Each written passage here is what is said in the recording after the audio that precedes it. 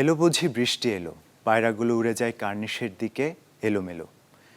বৃষ্টি স্নাত ছুটির সকাল আপনাদের সকলকে আমন্ত্রণ জানাচ্ছি নিউজ 24 এর নিয়মিত আয়োজন আজ সকালের বাংলাদেশে।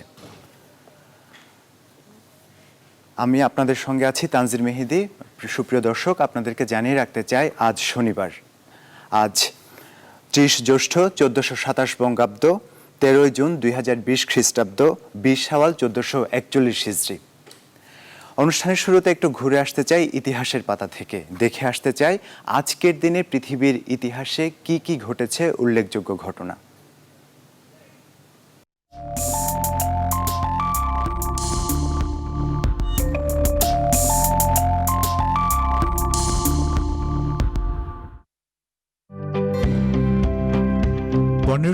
সালের এই দিনে রোমান ক্যাথলিক চার্চের নিয়ম ভেঙে ক্যাটরিনা বনবরাকে বিয়ে করেন মার্টিন লুথার। 1757 সালের এই দিনে বাংলার শেষ নবাব সিরাজউদ্দৌলার বিরুদ্ধে মুর্শিদাবাদ অভিমুখে যুদ্ধ শুরু করেন রবার্ট ক্লাইভ। 1831 সালের এই দিনে জন্মেছিলেন স্কটল্যান্ডীয় গাণিতিক পদার্থবিজ্ঞানী জেমস ক্লার্ক ম্যাক্সওয়েল। 1857 সালের এই দিনে সংবাদপত্র আইন চালু করেন লর্ড ক্যানিং। 1865 সালের এই দিনে জন্মগ্রহণ করেন নোবেলজয়ী আইরিশ সাহিত্যিক উইলিয়াম বাটলার ইয়েটস। 1878 সালের এই দিনে ইউরোপের মুখ্য রাষ্ট্রপ্রধানদের নিয়ে বার্লিন কংগ্রেস শুরু হয়। 1934 সালের এই দিনে ইতালির ভেনিসে সাক্ষাৎ হয়েছিল এডলফ হিটলার এবং বেনিতো মুসোলিনির। 1943 সালের এই দিনে গঠিত হয় ফ্রান্সের জাতীয় মুক্তি কমিটি। 1944 সালের এই দিনে জন্মেছেন জাতিসংঘের 8ম মহাসচিব বান কি মুন। 1983 সালের এই দিনে ঢাকা জাদুঘর জাতীয় জাদুঘরে রূপান্তরিত হয়। 1993 সালের এই দিনে কানাডার প্রথম নারী প্রধানমন্ত্রী নির্বাচিত হন কিম ক্যাম্বেল। ইতিহাসের পাঠচুকে এবার আমরা দৃষ্টি রাখতে চাই দৈনিক পত্রিকাগুলোতে, দেখে নিতে চাই আজকের প্রধান প্রধান শিরোনামগুলো, জানতে চাই কোন সংবাদগুলো পেয়েছে গুরুত্ব।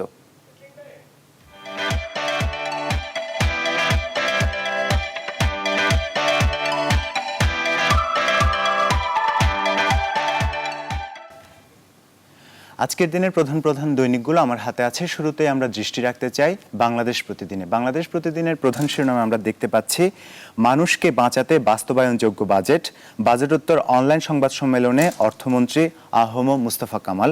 অর্থাৎ আমরা দেখতে পাচ্ছি আজকেও কিন্তু বাজেটের রেশটা রয়ে গেছে এবং পাশাপাশি তাদের দ্বিতীয় প্রধান শিরোনামে আমরা যেটি দেখতে পাচ্ছি গতানুগতিক বাজেটে সৃজনশীলতা নেই।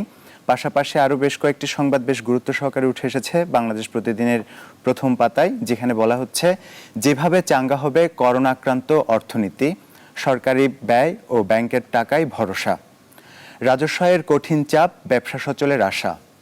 আমরা বাংলাদেশ প্রতিদিন থেকে দৃষ্টি সরিয়ে এবার যেতে চাই দৈনিক কালের কণ্ঠে। দৈনিক কালের কণ্ঠের প্রধান শিরোনামে আমরা লক্ষ্য করছি মানুষ রক্ষার বাজেট।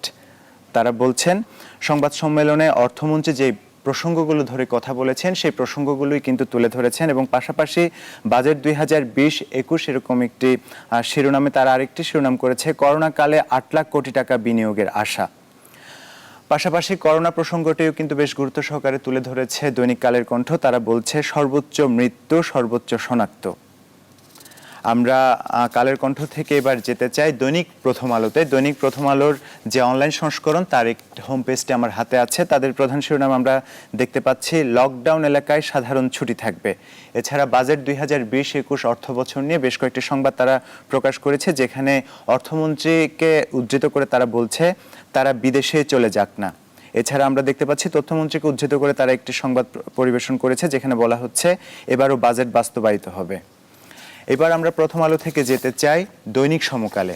দৈনিক সমকালের প্রধান শিরোনাম হিসেবে আমরা লক্ষ্য করছি বাজেট পরবর্তী সংবাদ সম্মেলন, এবারের বাজেট মানুষের জীবন রক্ষার, বলছেন অর্থমন্ত্রী। স্বাস্থ্যে টাকার অভাব হবে না, পর্যাপ্ত তারল্য আছে। পাশাপাশি আমরা সিপিডির একটি সংবাদ দেখতে পাচ্ছি যেখানে তারা বলছেন গতানুগতিক সৃজনশীলতা দেখা যায়নি, কর্মসংস্থানের দিকে বাড়তি নজর দরকার ছিল। পাশাপাশি সমকালের আর দ্বিতীয় প্রধান শিরোনাম আমরা যেটি লক্ষ্য করছি, করোনা প্রসঙ্গকে তারা গুরুত্ব দিয়েছে, যেখানে বলা হচ্ছে শনাক্ত মৃত্যু বাড়ছেই। সমকাল থেকে আমরা এবার যেতে চাই ডেইলি সানে। ডেইলি সানের প্রধান শিরোনামে আমরা যেটি লক্ষ্য করছি, reducing government bank borrowing, expert for taking foreign loan. আর ডেইলি সান এছাড়াও আমরা দেখতে পাচ্ছি যে স্বাস্থ্য বাজেটটাকে বেশ গুরুত্ব দিয়েছে। তারা বিশেষজ্ঞদেরকে উদ্ধৃত করে একটি সংবাদ ছেপেছে, যেখানে বলা হচ্ছে health budget inadequate to meet needs experts. এরপর আমরা দৃষ্টি রাখতে চাই ডেইলি স্টারে। ডেইলি স্টারের প্রধান শিরোনামেও আমরা দেখতে পাচ্ছি বাজেট প্রসঙ্গটি গুরুত্ব পেয়েছে, যেখানে তারা বলছে budget flexible implementable, says Kamal, set sights on spending first. এছাড়াও এডুকেশন সেক্টরের বাজেট নিয়ে তারা একটি বিশেষ সংবাদ প্রকাশ করেছে, যেখানে বলা হচ্ছে লস ফর কোভিড-19 ইফেক্ট ইগনোরড। সিপিডিকে উদ্ধৃত করে তারা একটি সংবাদ ছেপেছে, যেখানে বলা হচ্ছে economic targets not realistic, CPD.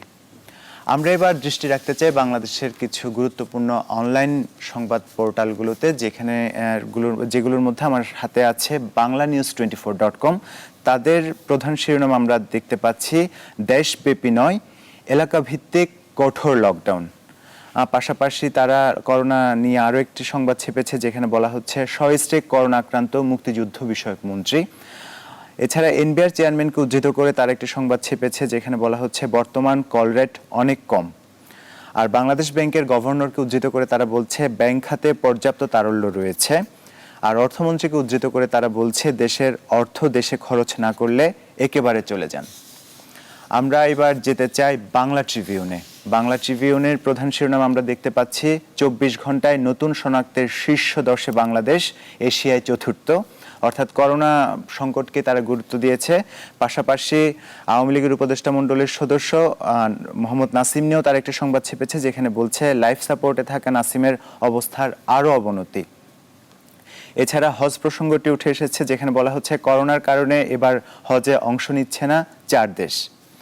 আমরা বাংলা ট্রিবিউন থেকে এবার একটু দৃষ্টি রাখতে চাই দেশের বাইরের কয়েকটি গুরুত্বপূর্ণ দৈনিকে। শুরুতে আমার হাতে আছে ভারতের পশ্চিমবঙ্গের আনন্দবাজার পত্রিকাটি, যেখানে প্রধান শিরোনাম করা হয়েছে মহাকালীর উৎসে ঘনাচ্ছে বিবাদ, খুব সতর্ক পা ফেলতে হবে ভারতকে। অর্থাৎ এটি চীনের সঙ্গে ভারতের যে সীমান্ত বিরোধ বা সীমান্ত এলাকায় যে বিরোধটি রয়েছে, সেটিকে ঘিরেই কিন্তু এই সংবাদটা আমরা দেখতে পাচ্ছি, যেখানে বলা হচ্ছে আসলে ভারতের অস্বস্তি আরও বাড়তে পারে, নেপালকেও কাজে লাগাচ্ছে চীন।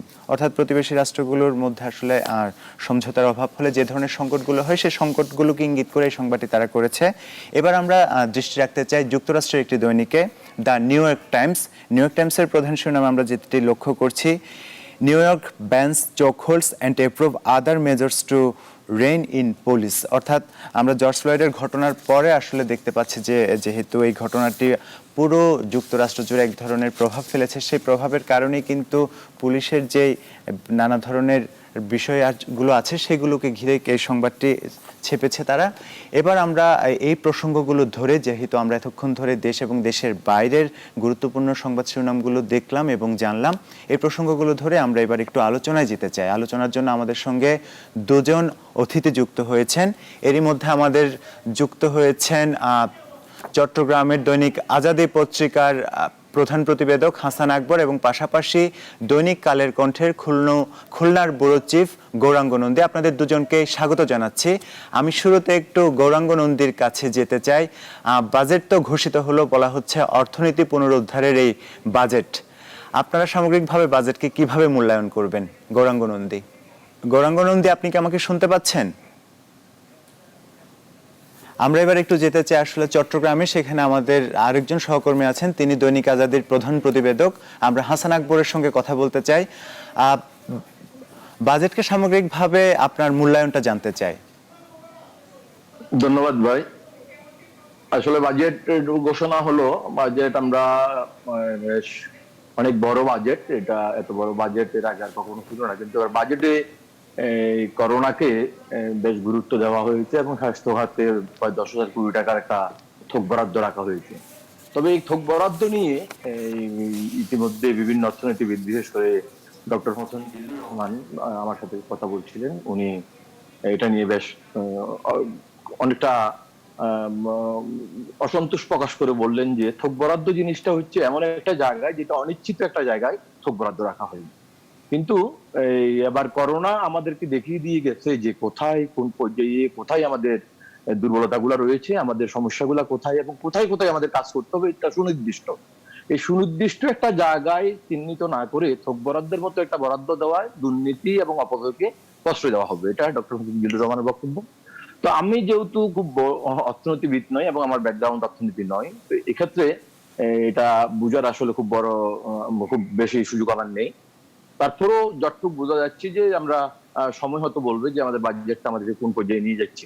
তবে এই মুহূর্তে আমি চট্টগ্রামের যে অনেকগুলো মেগা প্রকল্প চলছে চট্টগ্রামে, আপনি জানেন, এবং বিশেষ করে চট্টগ্রাম কক্সবাজার বন্দর পর্যন্ত যে রেল লাইন যাবে, ওই রেল লাইন, চট্টগ্রামের কর্ণফুলী নদীর তলে টানেল, চট্টগ্রাম মহানগরী জলাবদ্ধতা নিরসনের একটা প্রায় 5,500 কোটি টাকার প্রকল্প, এই বিশাল বিশাল বিশাল প্রকল্পগুলোর ব্যাপারে প্রায় 16,000 কোটি টাকার মতো বাজেটে বরাদ্দ রয়েছে। এটা নিশ্চয়ই আমাদের চট্টগ্রামের জন্য একটা অত সুখবর আনবে। আমরা আশা করতেছি যে বাজেট জনজীবনের প্রভাব ফেলবে। তবে গতকাল কয়েকজন রিক্সা চালক, ট্যাক্সি চালক, এদের সাথে আমার কথা হয়েছিল, তারা বলেছে বাজেট তো আমাদের খুব বেশি কিছু আসতে যায় না, আমরা চাই যে চাল ডালের দামটা কমুক। তো আমরাও আশা করব যে সরকার চাল ডালের দামটা কমাবে, বা যেভাবে সাধারণ মানুষ এই যে করোনা কালে কর্মহীন মানুষ যেন কোনোভাবে কষ্টে না পড়ে, সেই দিকে সরকারের সজাগ দৃষ্টি থাকবে, মাননীয় অর্থমন্ত্রীর দৃষ্টি থাকবে। আমি বাজেটের ব্যাপারে আসলে এটা বাস্তবায়িত কতটুকু করা যাবে এটা নিয়ে আমার নিজস্ব একটু সংশয় রয়েছে। 8.2% এটার প্রবৃদ্ধি নির্ধারণ করা হয়েছে। এটা আসলে স্বাভাবিক সময়ে এটা অর্জন করাটা 8.2, এটা অনেক বড় একটা টার্গেট। এই টার্গেটটা স্বাভাবিক সময়ে বাস্তবায়ন করাটা কঠিন। তো সেই ক্ষেত্রে এই করোনা দিনে যেখানে অর্থনীতির কার্যক্রমটা পুরোপুরি মুখ থুবড়ে পড়া, সেই ক্ষেত্রে এতটুকু এত বিশাল একটা টার্গেট আসলে অ্যাচিভ করা যাবে কিনা এটা সময় বলবে।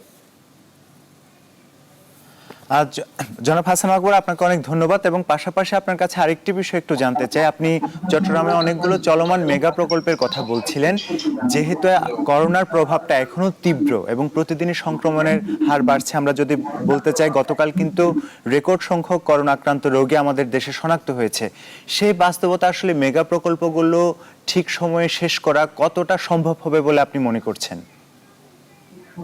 না, করোনার আমাদের মেগা প্রকল্পগুলো, প্রত্যেকটা মেগা প্রকল্পে করোনার একটা নেতিবাচক প্রভাব ইতিমধ্যে পরিলক্ষিত হতে শুরু করেছে। কাজকর্ম চলছে, একদম বন্ধ হয়ে গেছে এটা বলা যাবে না, তবে সেই কাজের গতিটা নেই। এবং আমাদের মেগা প্রকল্পের মধ্যে বিশেষ করে যে আপনার কর্ণফুলী নদীর তলদেশে টানেল যেটা, সেটার কার্যক্রমটা অনেকটা চীনের অনেক নাগরিকের উপর নির্ভরশীল। চীনে অনেক নাগরিক সেখানে কাজ করেন, এবং এখানের যেগুলা সেগমেন্ট গুলা, যেটা টানেলের অত্যন্ত গুরুত্বপূর্ণ একটা জিনিস, সেই সেগমেন্টটা আসছে চীন থেকে। তো চীনের যে আপনার অনেক দিন চীনের করোনার একটা প্রভাব ছিল, করোনার কারণে বন্ধ ছিল, এই কারণে সেগমেন্ট গুলো ঠিকভাবে আসেনি। আমাদের ইতিমধ্যে মনে হয় 51% 52% মতো কাজ শেষ হয়েছে। আশা করা হয়েছিল যত আগামী বছরের দিকে এটা শেষ হবে, আগামী বছর শেষ দিকে, কিন্তু সেটা আর এখন মনে হয় না সেটা হবে। এগুলো প্রত্যেকটা প্রকল্পই পেয়ে যাবে। আর জলাবদ্ধতা যে প্রকল্পটা চট্টগ্রাম মহানগরীর মানুষের জীবন মরণের প্রশ্ন, যে প্রশ্নটা, যেটা চট্টগ্রাম শহরের একটা বিস্তৃত এলাকার নিচতলাটা অনেকটা পরিত্যক্ত হয়ে গেছে এই জলাবদ্ধতার কারণে, সেই জলাবদ্ধতা প্রকল্পটাও অনেকটা ব্যাঘাত ঘটছে এই করোনার কারণে।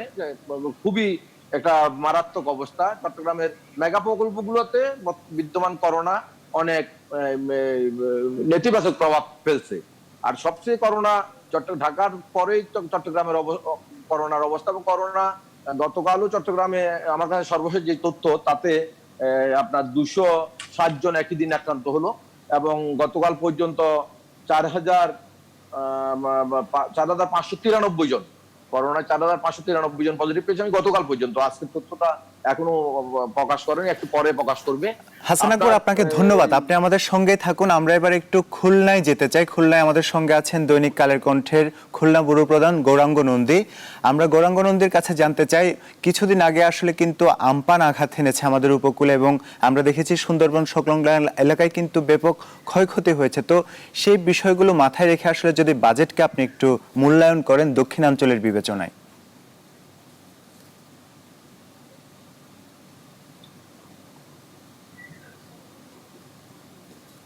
গৌরাঙ্গনন্দী, আপনি কি আমাকে শুনতে পাচ্ছেন?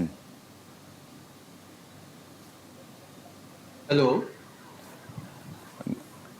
জনাব নন্দী, আপনি কি আমাকে শুনতে পাচ্ছেন?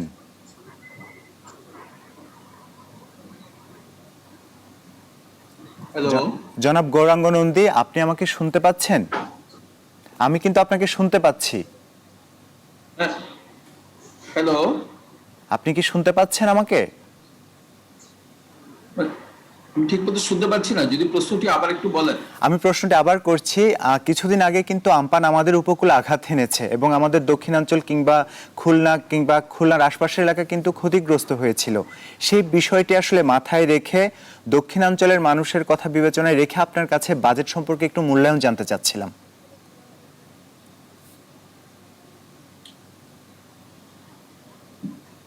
সরি, আমি ঠিক মতো শুনতে পাচ্ছি না। বাজেট সম্পর্কে আপনার মূল্যায়নটা একটু জানতে চাচ্ছিলাম। গৌরাঙ্গ নন্দী, আপনি কি আমাকে শুনতে পাচ্ছেন? অ্যাকচুয়ালি বাজেট সম্পর্কে যে কথাটা বলতে হয় সেটি হলো যে বাজেট এই যে পরিস্থিতি, যেটা এই পরিস্থিতি মানে করোনা বিশ্বব্যাপী এবং আমাদের নিজেদেরও অর্থনৈতিক কর্মকাণ্ড বন্ধ হয়ে গিয়েছে, তার মধ্যে যে একটি বিশাল আকারের বাজেট এসছে সেটাকে এক কথা প্রথমত ভালো বলা যেতে পারে। এবং এটাকে যদি বিভিন্নভাবে ভাবা হয় যে সেটি হচ্ছে যে স্থানীয় শিল্প সুরক্ষার ক্ষেত্রে বাজেটে খুব ভালো অনেক কিছুই সুযোগ রাখা হয়েছে। কিন্তু একটা বিষয়টি হলো দেখবার, সেটি হলো যে এখন যে পরিস্থিতি, সেই পরিস্থিতির আলোকে আমরা বুঝতে পারছি যে কৃষি এবং কৃষি খাত সম্পর্কিত মানুষদেরকে আরো অনেক বেশি গুরুত্ব দেওয়া উচিত। এই ক্ষেত্রে আমার মনে হয় যে সুনির্দিষ্টভাবে কৃষিক্ষেত্রে যে সুযোগগুলি রাখা হয়েছে সেটি খুব সুনির্দিষ্টভাবে আরো হলে ভালো হতো। সুনির্দিষ্টভাবে বলতে আমি যেটা বলছি যে আমাদের দেশে যে একটি সংকট দেখা দেয় কৃষিক্ষেত্রে, সেটি হলো কৃষক পণ্য উৎপাদন যেটি করে সেই পণ্যের সে মূল্যটি যথাযথভাবে পায় না। সে মূল্যটি একভাবে, যেমন ধানের কথাই যদি বলা হয়, যে ধানের যে দাম নির্ধারণ করা হয় কৃষকদের কাছ থেকে, সেইটা কিনে নেওয়ার পদ্ধতির কারণে কৃষক যথাযথ মূল্যটা পায় না। এবারেও আমার কাছে যেটি মনে হয়েছিল যে আমরা দেখতে পেয়েছি যে শিল্পক্ষেত্র বা অন্যান্য সেবা খাত এই করোনা প্যান্ডেমিকের কারণে, মহামারীর কারণে যে একেবারে টোটাল একটা অচল অবস্থা তৈরি হয়েছে, সেক্ষেত্রে আমাদের কৃষির বড় জায়গাটি, কৃষি আমাদের অর্থনীতির এখন বড় জায়গাটি, যেটি সরকারও স্বীকার করেছেন, বলছেনও বারবারও যে আমাদের কৃষি এবং উৎপাদন কাঠামোটি টিকিয়ে রাখতে হবে। সরকার মাননীয় প্রধানমন্ত্রীও বলেছেন যে আমরা 1 ইঞ্চি জমিও বিরান রাখতে পারবো না, যেটা উৎপাদনের আওতায় নিয়ে আসতে হবে। সেক্ষেত্রে সবচেয়ে বড় ব্যাপারটা হলো কৃষক তার উৎপাদিত যে পণ্য, সেই পণ্যের মূল্যটি যাতে পায় যথাযথভাবে, সেইটি আরো একটু যদি পরিষ্কার হতো এবং কিভাবে কৃষক সরাসরি উপকৃত হতে পারে সেটি যদি হতো, তাহলে আরো বেশি খুব চমৎকৃত হতো। যদিও এছাড়া আরেকটি বড় বিষয় হলো যে সামাজিক নিরাপত্তা খাতে এবারে বরাদ্দের পরিমাণটা অনেক বেশি। সামাজিক নিরাপত্তা খাতে যে বরাদ্দটি রাখা হচ্ছে সে বরাদ্দটি একেবারে যে দরিদ্র জনগোষ্ঠী যারা, তারা সরাসরি উপকার পেয়ে থাকে আমরা জানি। সেক্ষেত্রে ও এবারেও সেই দরিদ্র জনগোষ্ঠী আরো বেশি উপকার পাবে বলে আমার কাছে যেটি মনে হচ্ছে সাধারণভাবে। আর শুরুতেই বলেছি যে স্থানীয় শিল্প সুরক্ষার জন্য এবারের যে বাজেট, সে বাজেট খুবই চমৎকার। স্থানীয় শিল্পকে নানানভাবেই সুরক্ষা দেওয়া হচ্ছে যাতে বিকশিত হতে পারে। কিন্তু ওই যে একটি কথা বললাম, সেটি হলো যে বিশ্বব্যাপী করোনা মহামারী চলছে, শুধু আমাদের দেশে না। ফলে শিল্প খাতের যে উন্নয়ন, শিল্পের যে উন্নয়ন বা শিল্প খাতের যে উৎপাদন, সেই উৎপাদন আবার বাজারজাতকরণ, দেশীয় আমাদের আমদানি রপ্তানি গুলো চালু রাখা, চালু অবস্থায় থাকা, এই যে বিষয়গুলি আছে, এই বিষয়গুলিকে গতিপ্রাপ্ত করতে গেলে, শিল্পের টোটালি গতিপ্রাপ্ত করতে গেলে কৃষির অবকাঠামোগত যে অবস্থানটা আছে এবং কৃষি ক্ষেত্রে কৃষক যাতে যথাযথ প্রণোদনা পায় সে ব্যাপারটা দেখাটা খুব জরুরি হয়ে যাচ্ছে। কারণটা হলো চাইলেই আমরা শিল্প এবং শিল্পের উৎপাদন কাঠামো আমদানি রপ্তানি আমরা নিজেরা চাইলেই সচল করতে পারবো না। কারণ এটা অন্যান্য দেশও এটাকে সচল সক্রিয় হওয়ার একটি বিষয় রয়ে গিয়েছে। কারণ আমদানি রপ্তানি তো শুধু একভাবে করা যায় না। আমরাও যেমন রপ্তানি করতে চাইবো, অন্য জায়গায় আমদানি করতে চাইবো, যারা রপ্তানি করতে চাইবে তাদেরও কিনে নেওয়ার সামর্থ্য বা ওই রকম কাজকর্ম করবার একটা স্বাভাবিক অবস্থায় থাকতে হবে। সেক্ষেত্রে আমাদের অর্থনীতি এবং প্রাথমিক কর্মকাণ্ড টিকিয়ে রাখবার জন্য কৃষি খাতটাই হচ্ছে সবচেয়ে বেশি গুরুত্বপূর্ণ। সেক্ষেত্রে আমার কাছে যেটি মনে হচ্ছে যে এটি আরো বেশি সুনির্দিষ্ট হতো, কিভাবে কৃষক সরাসরি উপকার পেতে পারে, কৃষকের কাছ থেকে কিভাবে পণ্য কিনে নেওয়া যেতে পারে, সেই পণ্য কিভাবে সংরক্ষণ করা যেতে পারে, সেই পণ্য আবার বাজারজাতকরণের ভোক্তার কাছে কিভাবে স্বাভাবিকভাবে চলা যেতে পারে, সেটিকে আরো সুনির্দিষ্ট হলে আরো চমৎকার হবে। জনাব গৌরাঙ্গ নন্দী, আপনাকে ধন্যবাদ জানাচ্ছি আমাদের সঙ্গে যুক্ত হওয়ার জন্য। আমরা আরো একবার একটু চট্টগ্রামে যেতে চাই হাসান আকবরের কাছে। হাসান আকবর, আপনার কাছে যেটা জানতে চাই, সরকার কিন্তু এখন একটি সিদ্ধান্ত নিয়েছে আসলে সার্বিকভাবে দেশে আর লকডাউন না করে আসলে এলাকা ভিত্তিক লকডাউন করতে চায়। সেটা আসলে কতখানি কার্যকর হবে বলে আপনি মনে করেন, যেহেতু চট্টগ্রামের অবস্থাও কিন্তু দিন দিন খারাপের দিকেই যাচ্ছে?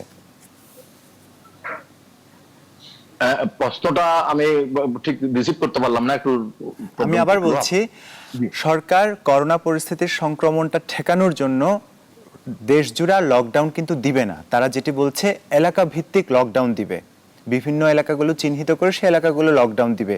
তো সেই সিদ্ধান্তটি আসলে করোনা সংক্রমণ ঠেকানোর জন্য কতটা যুক্তিসঙ্গত বলে আপনি মনে করেন? জি, ধন্যবাদ। আসলে করোনাটার বিস্তারটা একদম সামাজিক সংক্রমণ, যেটা বলে যে সামাজিক সংক্রমণটা ঘটে গেছে বিভিন্ন এলাকায়। করোনা মানে আমাকে গতকাল একজন ডাক্তার বলছিলেন যে আসলে করোনাকে আপনারা আর এইভাবে টেস্ট করে বের করতে পারবেন, ঘরে ঘরে করোনা। চট্টগ্রামের অবস্থাটা আসলে খুবই নাজুক, খুবই নাজুক। চট্টগ্রামের অবস্থা একটা অবর্ণনীয় একটা অবস্থা চলছে চট্টগ্রামে। ইতিমধ্যে 205 জন মানুষ সরকারি ভাবে মারা গেছেন, কিন্তু চট্টগ্রামে মৃত্যুর হার, করোনা এবং করোনা উপসর্গ নিয়ে মৃত্যুর হার কিন্তু এর থেকে অনেক বেশি, 4 গুণ বেশি। আমি গত চট্টগ্রামে 6টা প্রতিষ্ঠান এই করোনার সময়কালের লাশ দাফন এবং সৎকারের সাথে জড়িত, তাদের কাছ থেকে প্রাপ্ত তথ্যে গত 3 দিন আগে আমার চট্টগ্রামে মৃত্যুর হার 500 পার হয়ে গিয়েছিল।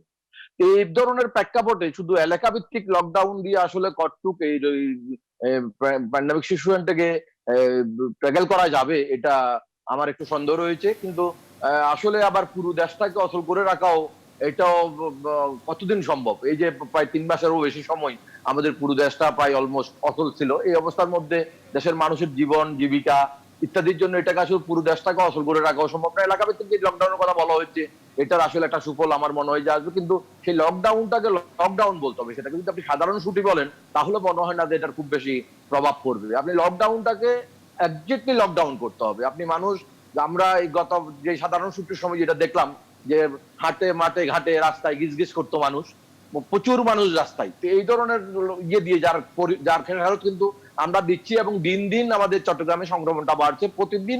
প্রতিদিনই আমাদের আক্রান্তের সংখ্যা বাড়ছে। কিন্তু সবচেয়ে দুর্ভাগ্য হচ্ছে আক্রান্ত হয়েছে কেউ হয়নি সেটাই বোঝা যাচ্ছে না, যে টেস্টের সুযোগটা খুবই সীমিত আমাদের চট্টগ্রামে। ইতিমধ্যে প্রায় 10 দিন, আমার বন্ধু গত 2 তারিখ নমুনা দিয়েছেন, উনি গতকাল রাত পর্যন্ত নমুনা রেজাল্ট পাননি।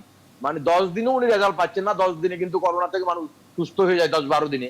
এখন হয় আপনি মরে যাবেন অথবা আপনি সুস্থ হয়ে যাবেন, তারপর আপনার রেজাল্ট আসবে। তো সুতরাং এই যখন প্রেক্ষাপট, সেই অবস্থায় লকডাউনটা আসলে লকডাউনটাকে লকডাউনের মতো করতে হবে। লকডাউন শব্দটাই বলতে হবে। লকডাউন শব্দটা না বলে আমরা যদি সাধারণ ছুটি বা এই ধরনের কোন একটা সফট শব্দ ইউজ করি, তাহলে আমার মনে হয় না যে এটাতে খুব বেশি সুফল আসবে।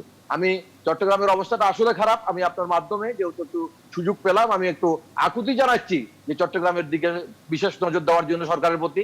আমাদের চট্টগ্রামে বহু মানুষ ইতিমধ্যে মারা গেছেন, যাদের অনেকে হাসপাতালে ভর্তির সুযোগ পাননি, হাসপাতালে যাওয়ার সুযোগ পাননি। আগে একসময় বলা হতো যে স্বাভাবিক মৃত্যুর গ্যারান্টি চাই। এখন চট্টগ্রামের মানুষ বলছে যে আমি চিকিৎসাধীন মৃত্যুর গ্যারান্টি চাই, আমি একটু হাসপাতালে ঢুকতে চাই, হাসপাতালে চিকিৎসা নিতে চাই, আমি একটা অক্সিজেন চাই, একটা অক্সিজেন নিয়ে আমি আমার শেষ ত্যাগ করতে চাই। চট্টগ্রামের অবস্থা আসলেই খারাপ। চট্টগ্রামের অবস্থা, চট্টগ্রামের দিকে বিশেষ নজর দেওয়ার জন্য আমি সরকারের প্রতি, চট্টগ্রামের মানুষের পক্ষ থেকে আমি আকুতি জানাচ্ছি। আমি চট্টগ্রামের জনপ্রতিনিধি যারা আছেন তাদের প্রতি আকুতি জানাচ্ছি, আপনারা সরকারকে বুঝান, আপনারা চট্টগ্রামের মানুষকে রক্ষা করুন। অনেক ধন্যবাদ হাসান আকবর, আপনি আমাদের সঙ্গে যুক্ত হয়েছেন, আলোচনায় অংশ নিয়েছেন। পাশাপাশি আমরা ধন্যবাদ জানাতে চাই গৌরাঙ্গ নন্দীকেও, তিনি আমাদের সঙ্গে সময় দিয়েছেন, যুক্ত হয়েছেন, আলোচনায় অংশ নিয়েছেন। এবার সময় হয়েছে একটি বিরতি নেয়ার, ফিরছে একটু পরে, আমাদের সঙ্গেই থাকুন।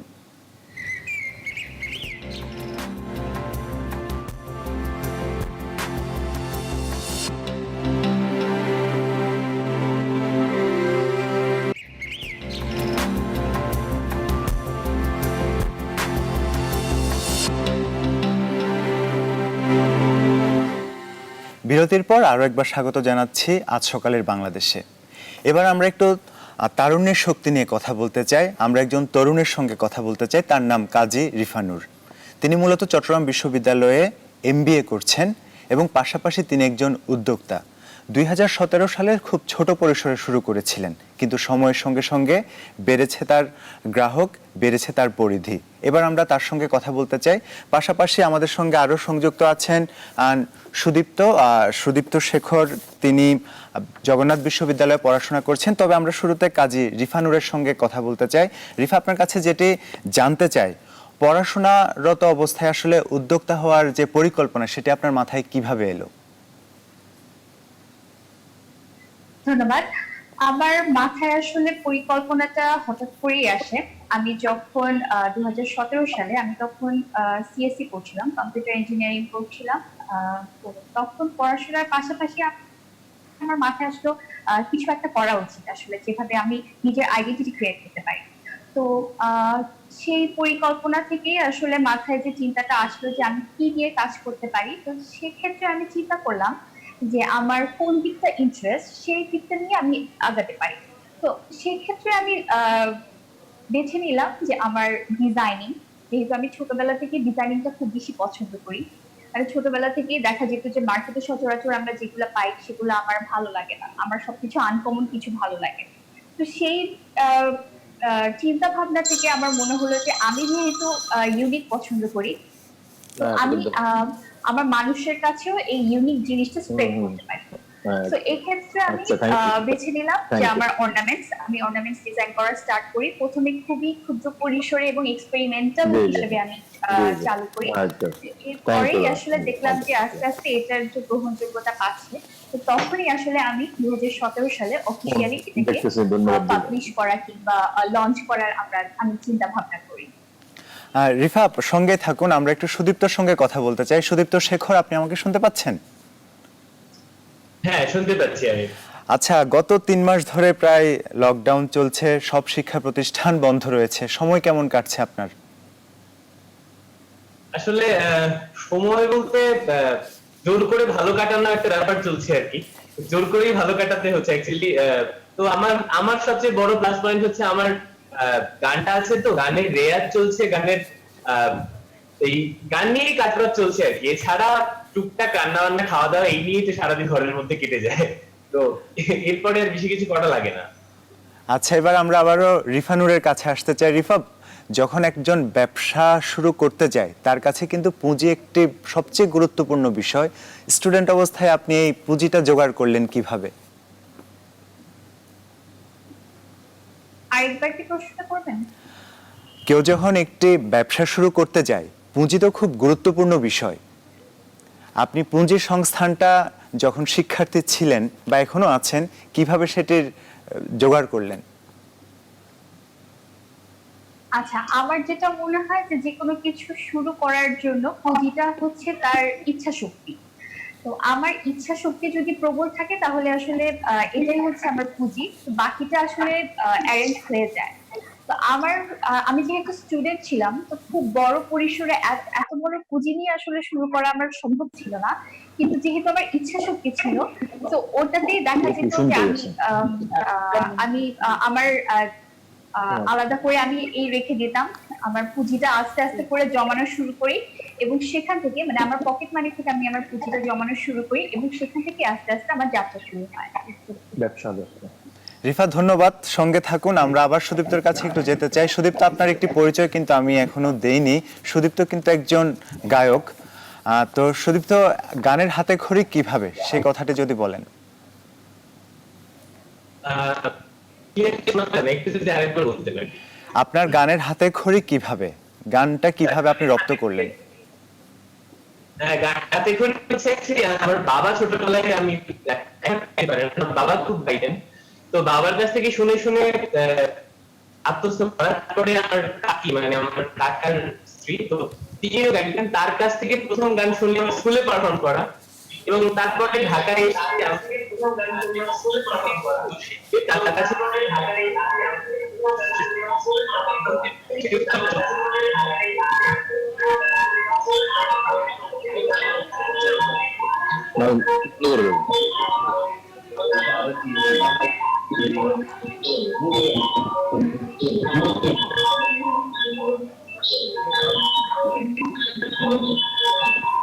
সুদীপ, সুদীপ্ত, আপনি আমাকে শুনতে পাচ্ছেন?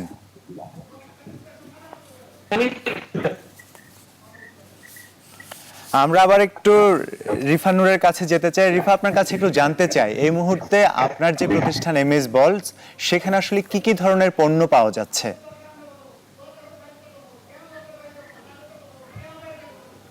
আচ্ছা, আমার এমএস বলসে মূলত আমরা রাখি হাতে তৈরি গহনা। সেক্ষেত্রে আমরা গহনার ক্ষেত্রে আমরা বিভিন্ন ধরনের প্রকারভেদ আছে। গহনায় আপনার কাঠের থেকে শুরু করে এন্টিক, জার্মান সিলভার, সুতার তৈরি গহনা, বিভিন্ন ধরনের গহনা এখানে পাওয়া যায়। এবং গহনার পাশাপাশি আমরা রাখছি দেশীয় পোশাক, যেটা হচ্ছে আমাদের শাড়ি এবং সালোয়ার কামিজ কিংবা কুর্তি। তো পোশাক এবং গহনা যাই বলি না কেন, সবকিছুই হচ্ছে আমাদের নিজেদের তৈরি করা এবং আমার নিজের ডিজাইন করা। তো আর এখানে আমাদের নিজে তৈরি করার পাশাপাশি আমাদের এখানে আরেকটা যেটা ফ্যাসিলিটি, সেটা হচ্ছে কাস্টমাইজেশন অপশন। তো দেখা যায় কাস্টমার তাদের নিজেদের ইচ্ছা মতো পছন্দ অনুযায়ী যে জায়গায় কাস্টমাইজ করা দরকার, সে জায়গায় আমাদের কাছে কাস্টমাইজ করে নিতে পারেন তার পছন্দের ডিজাইন। আচ্ছা, সুদীপ্ত, এবার আবারও আপনার কাছে আসতে চাই। রিফা, আপনি আমাদের সঙ্গে থাকুন। সুদীপ্তর কাছে একটু জানতে চাই, গান নিয়ে আপনার ভবিষ্যতের পরিকল্পনাটা কি? পরিকল্পনা বলতে গান হচ্ছে আমার খুশির মতো। আর সুদীপ্ত, একটু থামাচ্ছি, আপনারা কি কেউ টেলিভিশনের ভলিউম অন করে কথা বলছেন? যদি সেটা করে থাকে তাহলে ভলিউমটা কমিয়ে দিন। না না, সুদীপ্ত বলুন। আমার কাছে আসলে শুনতে পাচ্ছেন কি? জি, আমি শুনতে পাচ্ছি, বলুন। আমার কাছে আসলে গানটা হচ্ছে পূজার মতো। আমি সেই ছোটবেলা থেকে গানটাকে সাধনা হিসেবে দেখছি, এবং অবশ্যই গান নিয়ে কিছু করার আছে। মানে আমি একটা ব্যান্ডের ওনার এবং একটা ব্যান্ডের লিরিসিস্ট কম্পোজার, তো সেই হিসেবে আমার এখন পর্যন্ত 150খানা গান লিখতে, তো আমি সেগুলো নিয়ে কাজ করছি এবং আশা করি আমার জীবনের শেষ দিন পর্যন্ত আমি লিখে যাব। সেগুলো প্রকাশ করতে পারি না পারি সেটা সময়ের ব্যাপার, কিন্তু আমি চেষ্টা করব। আচ্ছা, আমরা আবারও রিফার কাছে ফিরতে চাই। রিফা, এবার আপনার কাছে জানতে চাই, আপনি তো কম্পিউটার সায়েন্সে পড়াশোনা করেছেন, এখন চট্টগ্রাম বিশ্ববিদ্যালয়ে আপনি এমবিএ করছেন। তো ক্যারিয়ার হিসেবে আসলে কোন দিকে যাওয়ার ইচ্ছা? এই উদ্যোক্তা পরিচয়ে থাকতে চান, নাকি আসলে আপনার সাবজেক্টের সঙ্গে মিল রেখে কোনো ক্যারিয়ার গঠন করতে চান? না, অবশ্যই উদ্যোক্তা হিসেবে থাকতে চাই। আমি আমার উদ্যোগকে আরো বহুদূর এগিয়ে নিয়ে যেতে চাই। আমার ক্যারিয়ারটাও মূলত আমার উদ্যোগ নিয়েই থাকবে, এবং পাশাপাশি যেহেতু সিএসসি পড়েছি, ওটা ভালো না লাগার জায়গা না, তো ওটাও যে ছেড়ে দিব সেটাও বলবো না। তো আমি আমার মূলত দুটোই পাশাপাশি ক্যারি করার চেষ্টা করছি। ধন্যবাদ রিফা, আপনি আমাদের সঙ্গেই থাকুন। আমরা এবার সুদীপ্তর কাছে একটি গান শুনতে চাই। সুদীপ্ত, কি গান শোনাবেন? আমি তাহলে এখনকার সময়টা হচ্ছে ধৈর্যের সময়, তো ধৈর্য ধরার সময়। তো আমাদের সকালে মনে হয় তো আমি একটা বেসিসে একটা গান লিখেছিলাম, আমার ব্যান্ডেরই গান। গানটার টাইটেল লিখেছিলাম রাত্রি।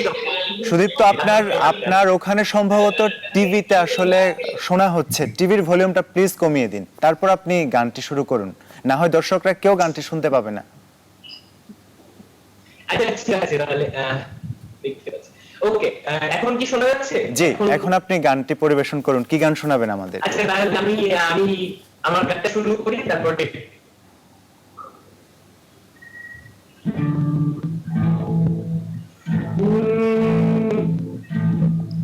এখানে রাত্রি পুড়ছে পুড়তে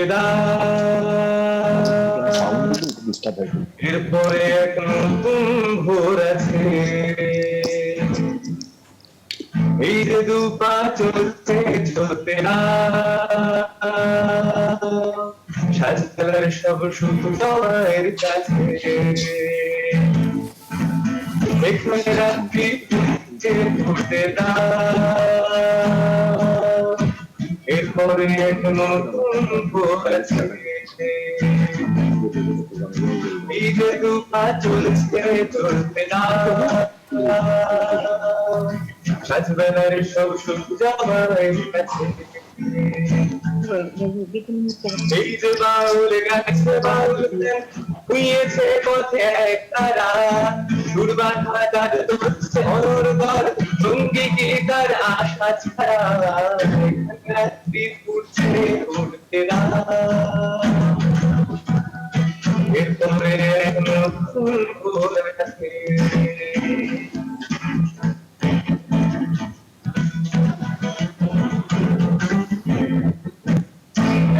রাতের পরে সকাল আসে, রোদে আসে আকাশটা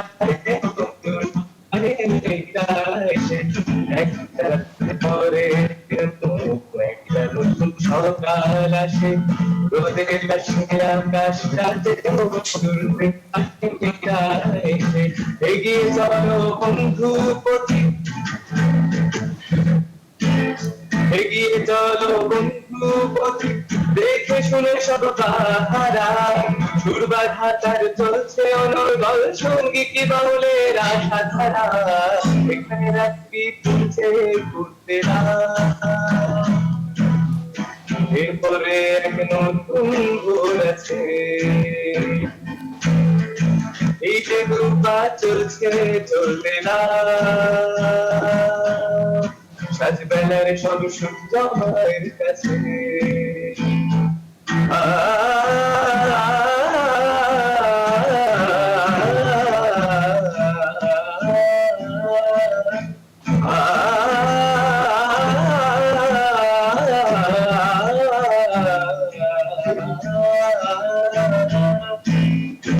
নতুন দিনের সেই প্রভাতে সামনে তুমি থেকো পথিক, আত্মহারা আনন্দেরা হয় না যেন মত্তহিক, নতুন দিনের সেই প্রভাতে সামনে তুমি থেকো পথিক, আত্মহারা আনন্দেরা হয় না যেন মত্তহিক, হাল ছেড়ো না বন্ধু পথিক, ছেড়ো না বন্ধু পথিক, যে যা বলুক তুলসী পাড়া, সুরবাধা তার চলছে অনর্গল সঙ্গী কি বাউলের আশা ছাড়া, এখানে রাত্রি ফুটছে ঘুরতে না, এরপরে এক নতুন ভোর আছে, এই যে দুপা চলছে চলতে না, সাজবেলার সব সুখ তোমার কাছে, এই যে বাউল গাইছে বাউল গান হুইয়েছে পথে এক তারা, সুরবাধা তার চলছে অনর্গল সঙ্গী কে বাউলের আশা ছাড়া, এখানে রাত্রি ঘুরছে ঘুরতে না,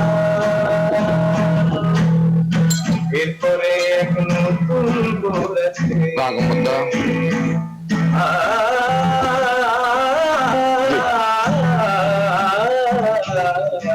জি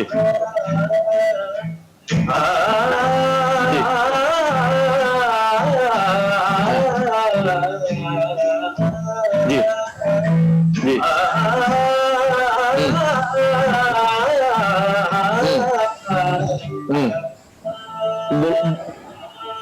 বলবো বলবো শুধু তো বলবো খুবই চমৎকার, বলবো খুবই চমৎকার। বলবো আপনাকে একেবারে মুগ্ধ হয়ে শুনছিলাম, যদিও আমাদের অডিওতে কিছুটা ঝামেলা মনে হচ্ছিল, সেটা যাই হোক, কিন্তু আপনি অসাধারণ গেয়েছেন। আপনার জন্য রইল শুভকামনা। শুভকামনা রইল রিফানোরের জন্য। আপনারা দুজন আপনাদের যার যার পথে এগিয়ে যাবেন, সেই শুভকামনা আমাদের থাকবে। আপনাদের দুজনকেই ধন্যবাদ জানাচ্ছি। এবার আমরা একটু আজকের দিনের রাশিফলটা জেনে আসতে চাই। রাশিফল জানানোর জন্য আমাদের সঙ্গে যুক্ত হচ্ছেন খুলনা থেকে ডক্টর কেসি পাল।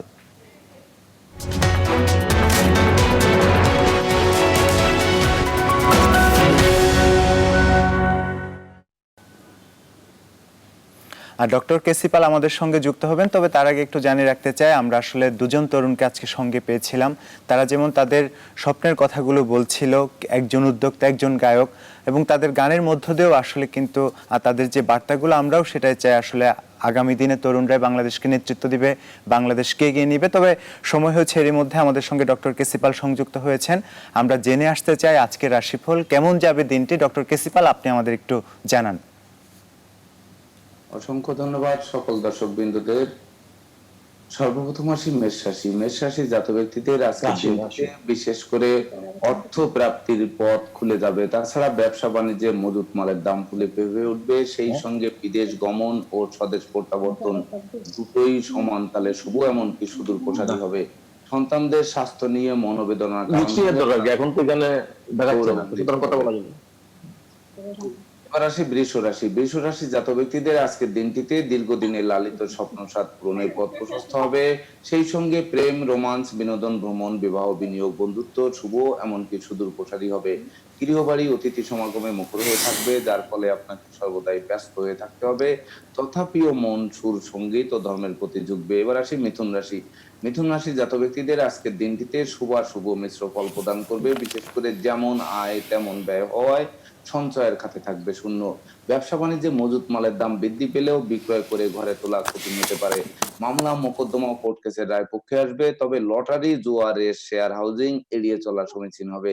এবার আসি কর্কট রাশি। কর্কট রাশি জাত ব্যক্তিদের আজকের দিনটিতে পাওনা টাকা আদায়, আটকে থাকা বিল পাস বা অচল ব্যবসা চাঙ্গা হয়ে উঠবে, যার ফলে হয়ে উঠবে। সম্ভাব্য ক্ষেত্রে পরিবারের ছোট্ট নতুন মুখের আগমন ঘটতে পারে। ডাকযোগে প্রাপ্ত সংবাদ বেকার যুবক যুবতীদের মধ্যে হাসি। অপরিচিত কাউকে আশ্রয় দেওয়া, খাল কেটে সমান হবে। এবার আসি সিংহ রাশি। সিংহ রাশির জাত ব্যক্তিদের আজকের দিনটিতে কর্মের সুনাম যশ পদোন্নতির পথ সুগম করবে। নিত্য নতুন ব্যবসা বাণিজ্যের পরিকল্পনা আলোর মুখ দর্শন করবে। তাছাড়া মামলা মোকদ্দমার রায় পক্ষে আসবে। সেই সঙ্গে সন্তানগণ আজ্ঞাবহ হয়ে থাকবে, এমনকি তারা কোনো না কোনো পুরস্কারে ভূষিত হতে পারে। তাছাড়া ভাঙা বন্ধুত্ব জোড়া লাগবে। এবার আসি কন্যা রাশি। কন্যা রাশি জাত ব্যক্তিদের ভাগ্য লক্ষ্মী প্রসন্ন হওয়ায় সফলতা আপনার দ্বারে এসে টোক্কা মারবে। যে কাজে হাত দেবেন তাতেই কম বেশি সফলতা প্রাপ্ত হবেন। তাছাড়া দীর্ঘদিনের ভাঙ্গা প্রেম বন্ধুত্ব জোড়া লাগতে পারে। গৃহবাড়িতে নতুন আসবাবপত্র, বস্ত্রালঙ্কার ও ইলেকট্রনিক সামগ্রী পসরা সাজতে পারে। মন ধর্মের প্রতি ঝুঁকবে। এবার আসি তুলা রাশি। তুলা রাশি জাত ব্যক্তিদের একদিকে আয় উপার্জন কম, অপরদিকে খরচের লাগামহীন চাপ যেন পূর্ণ পকেট শূন্য করে তুলবে। চোর, চিটিংবাজ, অজ্ঞান পার্টি, লুটতরাজ প্রভৃতির খপ্পর থেকে বাঁচতে নিজেকে গুটিয়ে রাখা সমীচীন হবে। তাছাড়া পিতামাতার কাছ থেকে ভরপুর সাহায্য সহযোগিতা প্রাপ্ত হবেন। মন সঙ্গীতে প্রতি ঝুঁকবে। এবার আসি বৃশ্চিক রাশি। বৃশ্চিক রাশির জাত ব্যক্তিদের আজকের দিনটিতে বিশেষ করে দাম্পত্য জীবন পটুতায় ভরে থাকলেও দীর্ঘস্থায়ী হবে না। বিবাহযোগ্যদের বিবাহের কথাবার্তা পাকাপাকি হবে, এমনকি সম্ভাব্য ক্ষেত্রে পরিবারের ছোট্ট নতুন মুখের আগমন ঘটতে পারে। বিদ্যা শিক্ষায় বতীদের জন্য সুবর্ণ সুযোগ অপেক্ষা করবে, তবে অধিক লৌকিকতা শত্রুতার জন্ম দিতে পারে। এবার আসি ধনু রাশি। ধনু রাশি জাত ব্যক্তিদের আজকের দিনটিতে শরীর স্বাস্থ্যের প্রতি তীক্ষ্ণ নজর রাখা সমীচীন হবে। তাছাড়া আয় বুঝে ব্যয় করুন, নচেত সঞ্চিত অর্থ কর্পূরের ন্যায় বিনষ্ট হবে। লম্বা দূরত্বের সফরে নিজে ড্রাইভ করা থেকে বিরত থাকা সমীচীন হবে। দাম্পত্য সুখ শান্তি প্রতিষ্ঠা বজায় রাখতে জীবন সাথীর মতামতকে গুরুত্ব দিন। এবার আসি মকর রাশি। মকর রাশি জাত ব্যক্তিদের আজকের দিনটিতে বিদ্যার্থীদের জন্য দিনটি স্মরণীয়, বরণীয় বা রেকর্ড সৃষ্টিকারী দিবস হিসেবে গণ্য হবে। কর্মের সুনাম যশ কাঙ্ক্ষিত স্বপ্ন পূরণ করবে। তাছাড়া বাণিজ্যিক সফল লাভদায়ক প্রমাণিত হবে। শত্রু ও বিরোধী পক্ষের সকল পরিকল্পনা নস্যাৎ করে দুর্বার গতিতে এগিয়ে চলবেন। মামলা মোকদ্দমায় জয়লাভের সম্ভাবনা অনেকাংশে বেশি। এবার আসি কুম্ভ রাশি। কুম্ভ রাশি জাত ব্যক্তিদের আজকের দিনটিতে দীর্ঘদিনের দাম্পত্য ও পারিবারিক কলহ বিবাদ কোনো বয়স্ক লোকের সহযোগিতায় মীমাংসা হবে। আপনি যদি ভাড়াটিয়া হন তাহলে মালিকের প্রতি সদ্ভাব বজায় রাখুন। দাম্পত্য সুখ শান্তি প্রতিষ্ঠার গ্রাফ চাঙ্গা করতে সর্বদা আপনাকে ছাড় দিতে হবে। প্রেমী যুগলের জন্য দিনটি স্মরণীয়, বরণীয় বা রেকর্ড সৃষ্টি দিবসকারী হিসেবে গণ্য হবে। এবার আসি মীন রাশি। মীন রাশি জাত ব্যক্তিদের আজকের দিনটিতে গৃহবাড়িতে কোনো না কোনো মাঙ্গলিক অনুষ্ঠান অনুষ্ঠিত হওয়ায় সাজ রব রব করবে। ভাই বোনদের কাছ থেকে প্রাপ্ত সহযোগিতা স্বপ্ন পূরণে সহায়ক হবে।